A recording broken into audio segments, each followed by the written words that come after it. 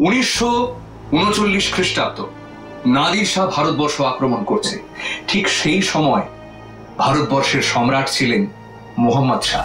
এবং ইতিহাস থেকে আমরা আরো জানতে পারি যে হুমায়ুন, আকবর, বাবর, জাহাঙ্গীর, শাহজাহান এবং ঔরঙ্গজেব দ্বারা সঞ্চিত বিপুল ধনরাশি লুণ্ঠিত হয়েছিল পারস্য দস্যুদের মাধ্যমে।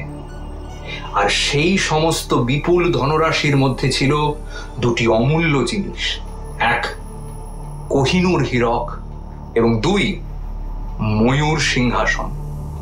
এখন এই ময়ূর সিংহাসনের ময়ূরটিকে নিয়ে গড়ে ওঠে এক অদ্ভুত সন্দেহ।